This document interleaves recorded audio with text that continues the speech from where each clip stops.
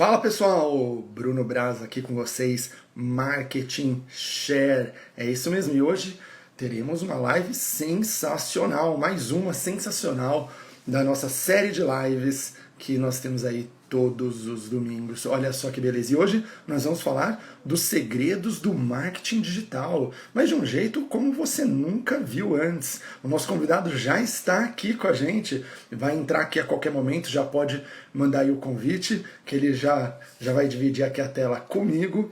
E tenho certeza que o papo vai ser bem bacana.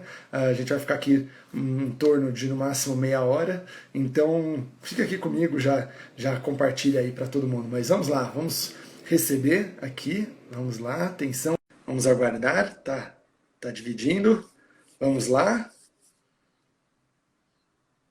Estamos só aguardando. E Aê! Olha aí quem tá aqui. Tudo bem? como é que você está? Como é que você tá? Só alegria? Gente, vou apresentar. Esse cara é sensacional. Ele é um grande amigo meu. É amizade de longa data, né? Uma pessoa que eu admiro, uma pessoa que eu respeito. Um grande profissional. Um grande profissional. Eu nunca vi esse cara fa- é, não fazer as coisas com qualidade. Ele sempre dá o máximo de si, ele se esforça ao limite, ultrapassa, surpreende todos com que ele trabalha junto e sempre traz resultados positivos. E olha só, a galera tá chegando aí, muito obrigado. Então, gente, recebam aqui ele que eu até tenho uma colinha aqui, porque é longo, ele faz bastante coisa.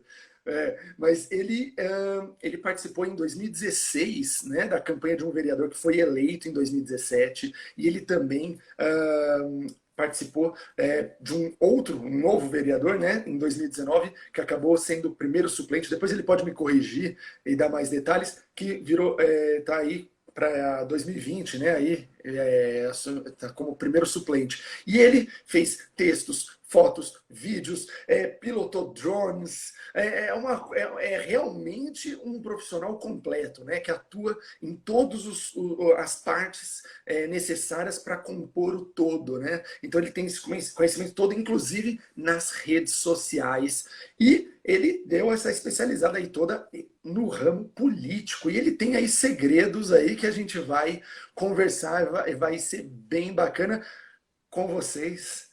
Emerson Ambrosio, É isso aí, minha voz está legível aí? tudo só alegria, só alegria. É isso aí, Seja muito prazer aí. bem-vindo. Obrigado ao Giovanni Bright, que entrou na live também aí, o Loki.3D também entrou. Tem um pessoalzinho, tem um pessoal que assiste depois na que a gente chama de retrolive, né? Quem é do Periscope chama de Retrolive. O Giovanni, que inclusive está aqui, vai ser o próximo entrevistado, no próximo domingo. Olha só.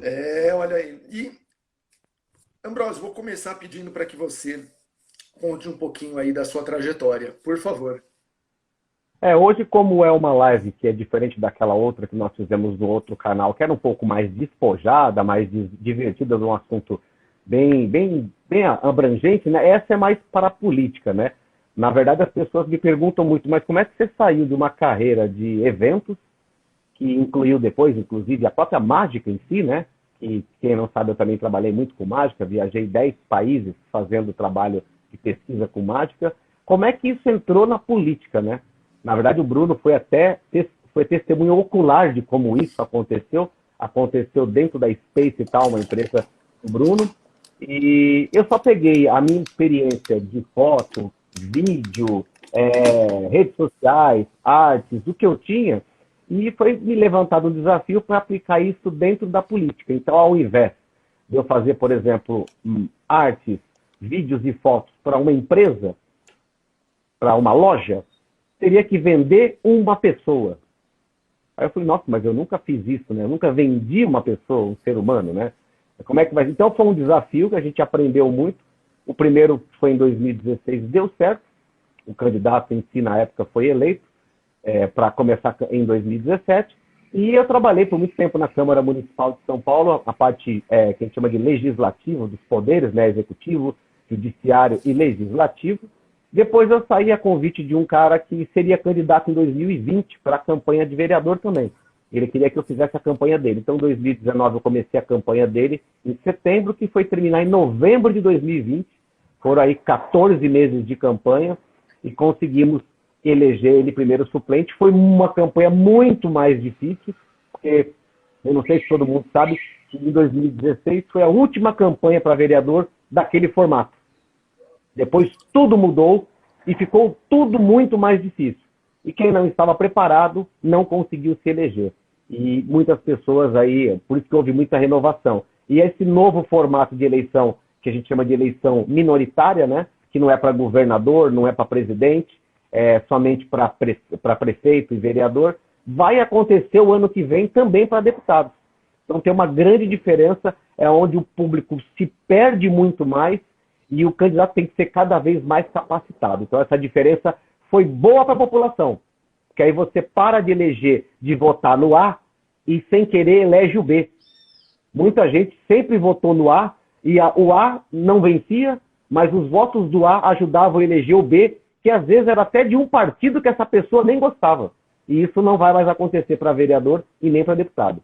Mas qual que é a diferença entre essa última eleição que nós tivemos e as anteriores?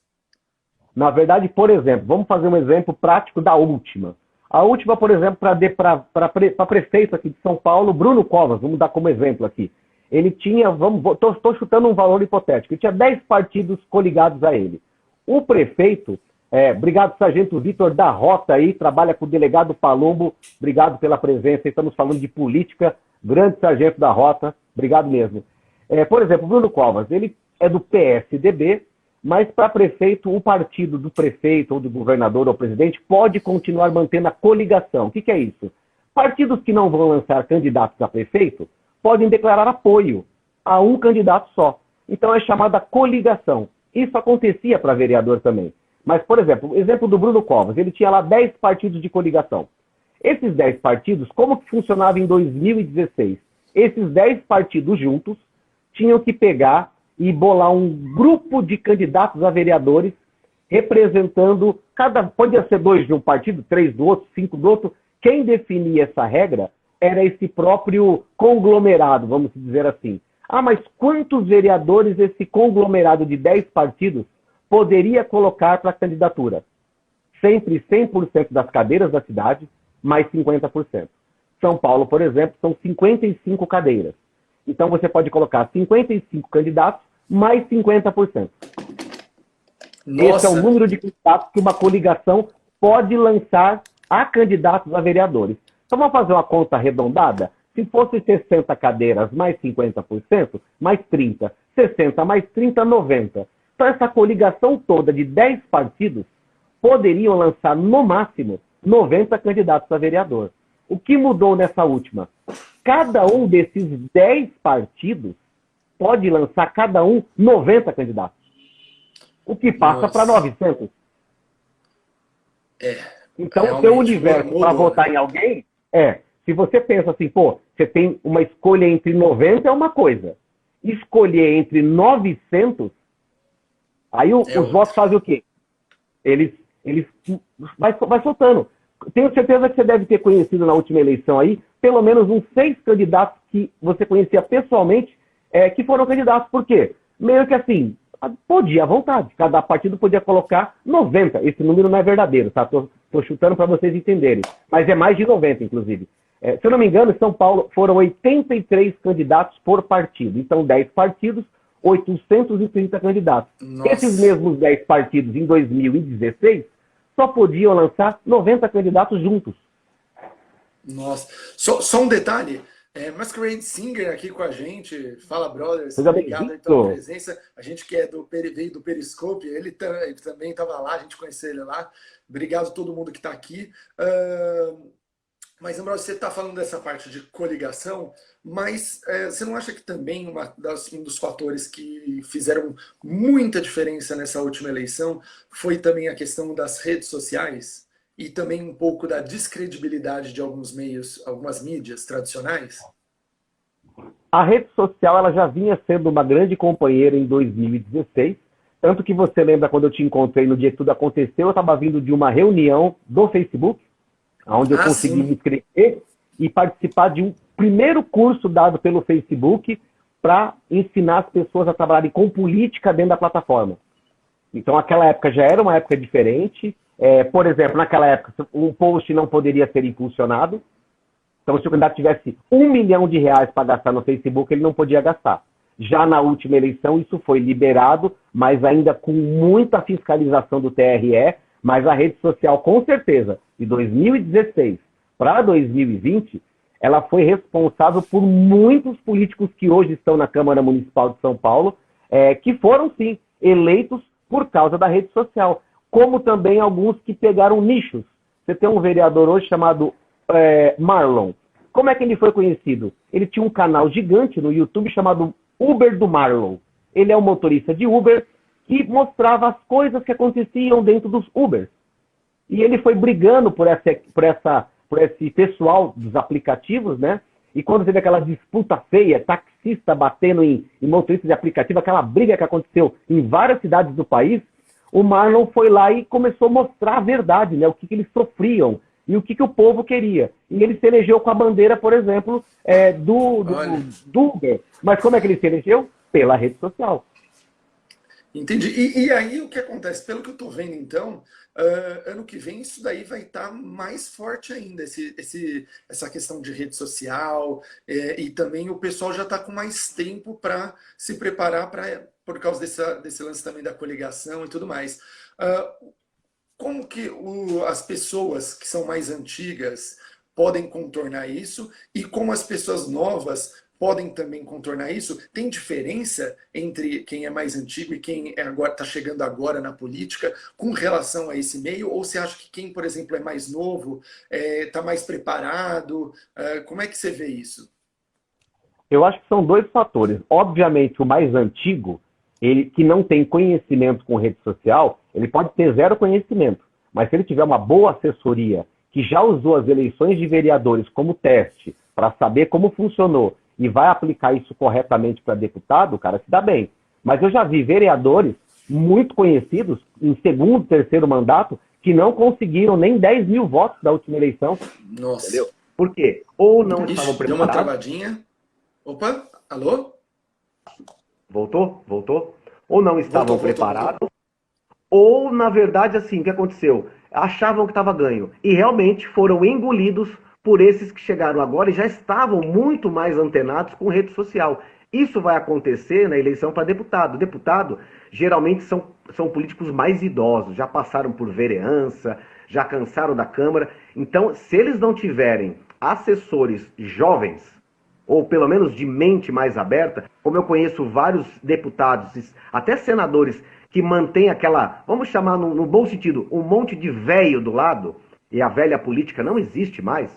Hoje é antenado, o cara fez um buraco na rua, o cara manda um WhatsApp pro gabinete, o gabinete já tem que ter um assessor lá para mandar esse ofício para a prefeitura regional. Antigamente era um mês para esse buraco chegar no gabinete do vereador, para ele datilografar uma carta, para mandar mais um mês para um... Então mudou. Esse político que manteve um gabinete antigo, com ideias antigas, está fadado a não ter mais cargo público nenhum. Perfeito. Mas assim, né, nessa questão das possibilidades do que dá para fazer com relação à divulgação, o que era permitido e que agora não é mais permitido? Na verdade, é ao contrário. Antes não era permitido você impulsionar um post de Facebook, por exemplo, com dinheiro, e hoje já é legalmente. Tem todo um trâmite, você até acompanha esse trâmite comigo aí. É um trâmite bem complicado para você conseguir fazer a sua classificação nessa página de Facebook e impulsionar. Tem um certo valor. Então, hoje, a vantagem que eu vejo antes você pegava um artista famoso, chamado puxador de votos, e botava o cara lá. O cara fazia 500 mil votos. Para ele se eleger, ele estava, por exemplo, somente de 100 mil, vamos supor. Só que ele fazia 500 mil, ele garantia a cadeira dele e mais 4 cadeiras. Essas 4 cadeiras aqui, entrava 4 caras que você não queria, que eu não queria, que eu nem tinha votado, mas que pela proporcionalidade, ele garantia 5 cadeiras. Hoje, você pode botar 500 votos nesse cara aqui. Não tem importância, ele vai entrar. Só que esse cara aqui, para entrar, também tem que ter voto, esse também, esse também, esse também. Não é mais bagunçado desse jeito, entendeu? Ah, bom, acredito que seja mais justo, então, né? Eu também acho mais justo, porque eu já votei no candidato A, sei que ele não entrou, os votos dele foram todos jogados no candidato B, que eu não queria que entrasse. É isso aí, pessoal. Tá chegando. Boa tarde, gente. Boa tarde, Bruno. Como é que você tá? Boa Pessoal, tarde. Tem até o seguinte. pessoal do meu trabalho que eu tô vendo que tá entrando aqui, porque acho que aparece para eles que eu tô ao vivo, né?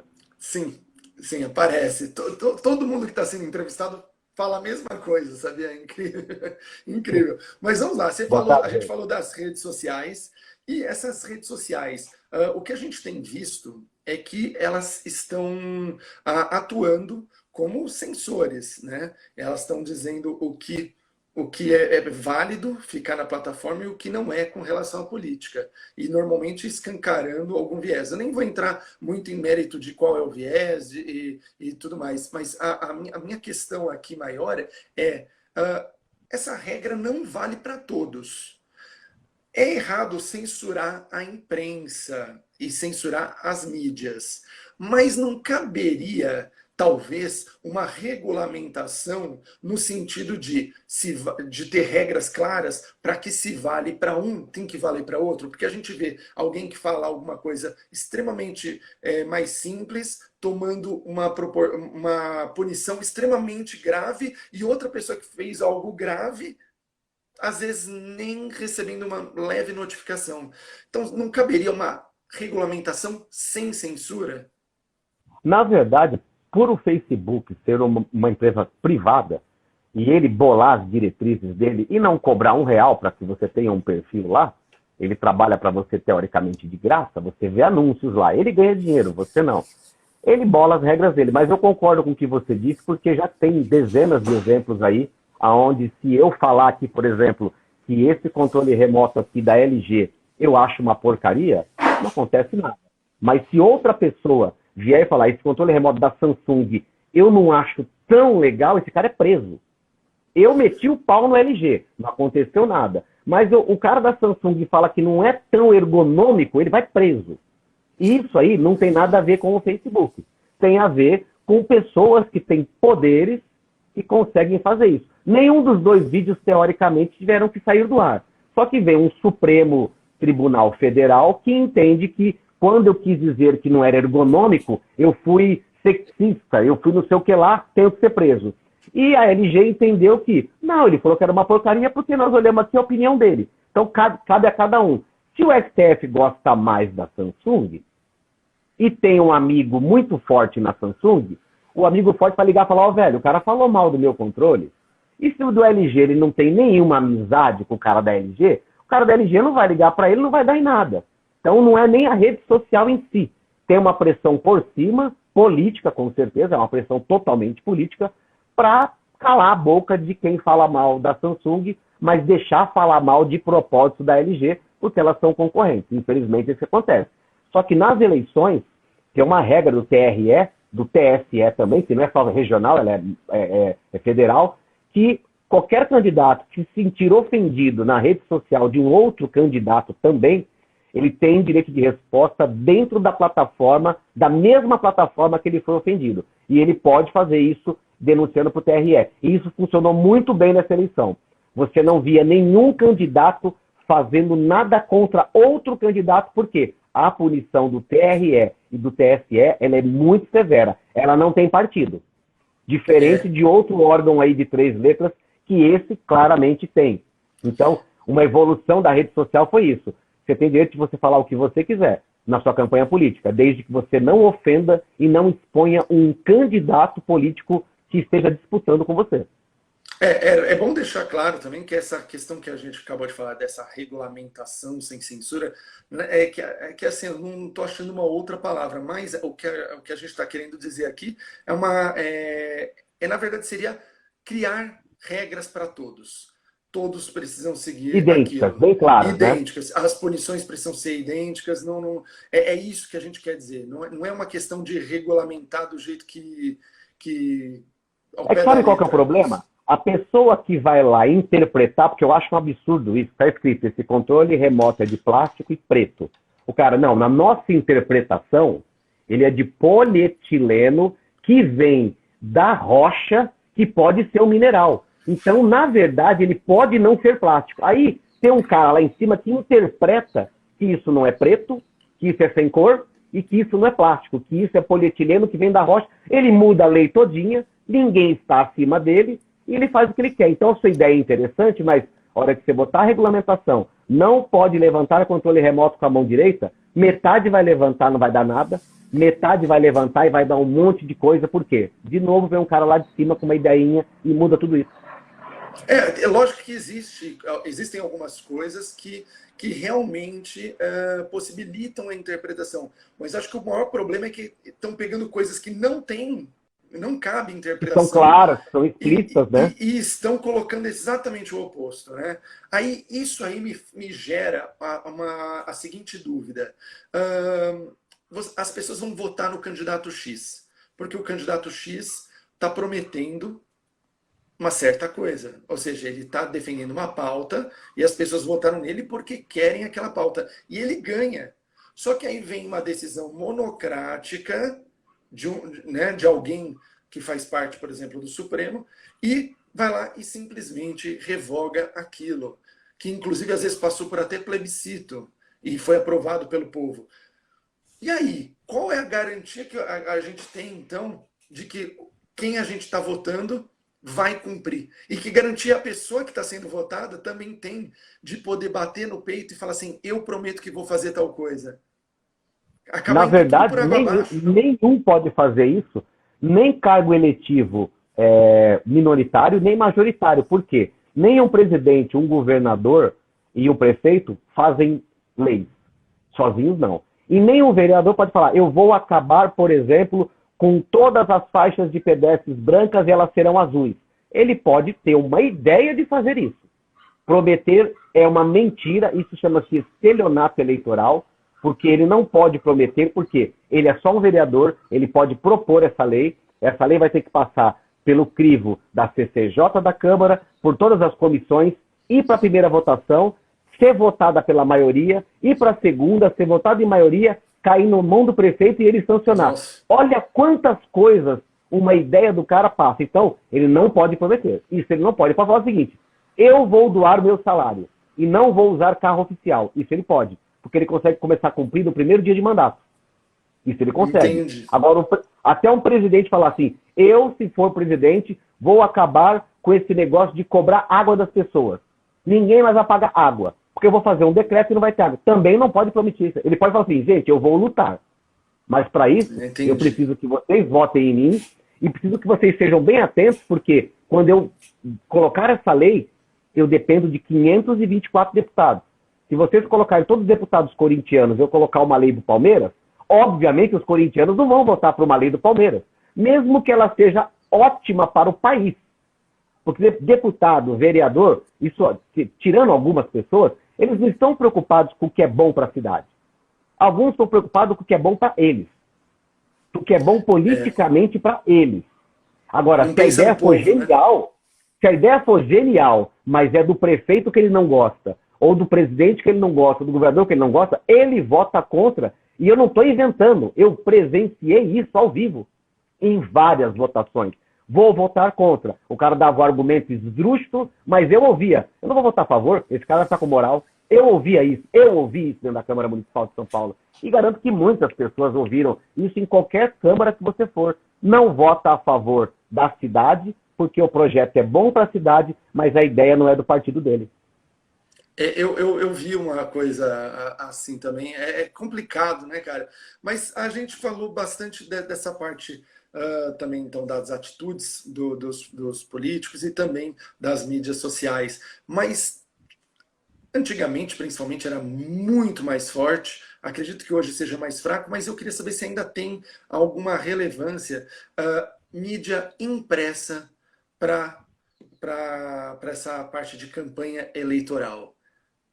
Olha, tem sim, cara, porque dependendo do nicho desse candidato, ele tem um jeito de comunicar com a comunidade dele de uma forma diferente. O candidato que eu trabalhei, por exemplo, o nicho dele é literalmente comunidade, porque ele nasceu, ele veio do norte do país, fazer a vida em São Paulo, sempre morando na comunidade de Heliópolis, que isso eu posso falar. São 240 mil habitantes lá dentro, e nem todos têm acesso fácil à internet. Nem todos estão ali no Facebook o dia inteiro, no Instagram. É uma cultura diferente e até a falta de possibilidade de acesso à internet é muito menor. Então, essa forma dirigida de se comunicar, ela passa a ser na comunidade com cartinha mesmo. Aquela cartinha que fala, olha, semana que vem vamos asfaltar a rua 12 e a rua 13. Por gentileza, tirem seus veículos da rua, que as pessoas deixam os carros estacionados nas ruas. Ninguém tem garagem, não tem nada. E as ruas têm que estar limpas.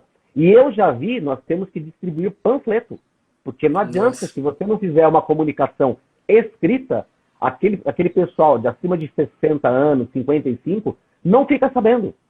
Então, agora, aquele candidato que atende já uma região diferenciada, tem um público diferenciado, já veio do YouTube, de uma rede social, ele já pode se comunicar com mais facilidade por essas redes. Entendi. Uma última pergunta aqui, que nosso tempo voou. Aqui eu vou fazer uma última pergunta para ti. Na verdade, a gente tem pauta aqui ainda para fazer umas 12 lives sobre esse assunto, mas a minha última pergunta para ti é o seguinte: não só o marketing share, as pessoas que trabalham com publicidade e tudo mais, a gente se baseia muito em dados, né? A gente divulga os nossos clientes, faz todas as ações, né? A publicidade, mas a gente está sempre ali nos baseando em métricas, em dados, em números, vendo os resultados, o quanto está evoluindo e tudo mais. Só que uma dessas bases, acredito eu, para o marketing político, sejam as pesquisas. Só que elas estão desacreditadas, né? Elas dão resultados que não condizem com a realidade, né? Colocam pessoas que teoricamente não conseguem nem ser eleitos para síndico de prédio, como tipo mais de 50% da população. A gente viu isso acontecendo nos Estados Unidos também, né? Já falar que um candidato vai ganhar e ganha outro. Então a questão é, se a gente não pode acreditar nas pesquisas, então por que eles ainda fazem as pesquisas? Vale a pena ainda confiar em pesquisas? Que tipo de pesquisas? Na verdade, se pesquisa fosse de verdade, né, eu já teria sido entrevistado alguma vez. Eu nunca fui, politicamente nunca. E com a desculpa da pandemia o ano passado, as pesquisas foram realizadas por telefone com ligações feitas a assinantes de um determinado jornal. Então, digamos, eu vou ligar para os assinantes do jornal Corinthians Timão do Coração. Quem que assina o jornal Corinthians Timão do Coração? Corintiano. Se eu fizer uma pergunta, você acha que o Corinthians vai ser campeão ou o Palmeiras? É meio idiota eu falar isso aqui na live, mas é óbvio que os assinantes do Corinthians Timão do Coração vão falar. É lógico, é Corinthians, pô, que é Timão. Então, eu acho que deu para entender o contexto. Segundo as pesquisas, Haddad era presidente da República, entendeu? E eu acho, na minha opinião, que deveria ser proibido a pesquisa, porque isso acontece no mundo inteiro. O cérebro humano, o inconsciente humano, não aposta em perdedor. Então, mesmo que você vê lá, tá o teu candidato com 30%, mais um outro lá com 50%, o outro com 70%, você ainda vai votar no seu com 30%. Agora, se o seu aparecer na pesquisa com 1%, você não põe o voto nesse 1%. Mesmo você querendo aquele cara, fala, eu não vou desperdiçar o voto aqui, eu queria esse cara. Mas tem dois lá em cima, um com 70% e um com 60%, eu não gosto de nenhum dos dois, mas eu vou escolher o menos pior. Agora, se eu não tenho essa informação de que o meu está com 1%, todos que não têm essa mesma informação votariam nesse cara. Mas o consciente humano não deixa. Boa tarde, prima dando boa tarde aqui. O consciente humano não deixa você votar em pessoas derrotadas ou embaixo na pesquisa. Então, na minha opinião, eu acho que 45 dias antes, que é quando realmente começa oficialmente a campanha política, deveria ser proibido qualquer tipo de divulgação de pesquisa. Porque isso influencia diretamente no público que está votando.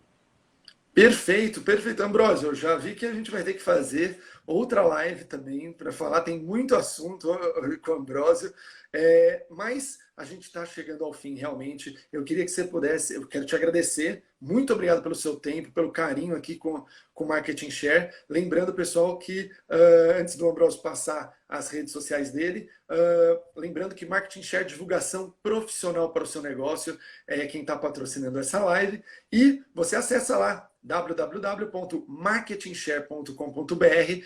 pede lá, faz uma reunião, agenda lá uma reunião sem compromisso, para você ficar sabendo como o Marketing Share pode ajudar com o seu negócio. E já aproveita e segue a rede social do Marketing Share, tanto aqui no Instagram, quanto no YouTube, no Facebook e no LinkedIn. Ambrósio, passa suas redes sociais aqui para o pessoal te seguir.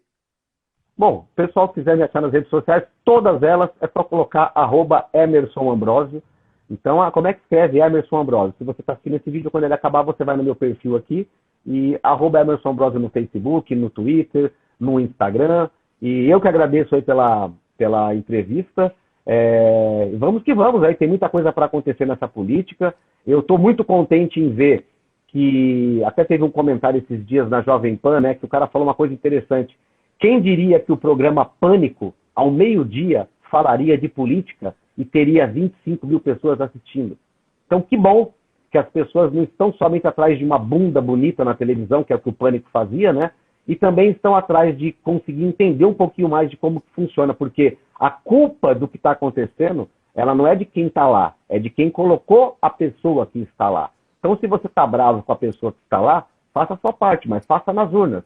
Você ficar metendo o bedelho e xingando na internet não vai resolver. Nós temos prova disso, viva disso aí, que nunca adiantou. Então, o que o cara tem na mão hoje é o quê? O dedo, cara. Ele vai lá na internet, vê o que é informação interessante para ele ou não, o que é legal, o que é ruim, e lá na urna ele vota consciente em quem ele quer. Agora, esse eu não gosto de política, não estou nem aí, eu não vou nem votar, depois fica na internet reclamando da vida. Então, você que está aí assistindo essa live, parabéns aí por... Estão mais... Eu e você, há 10 anos atrás, falávamos de política? Falávamos de mágica.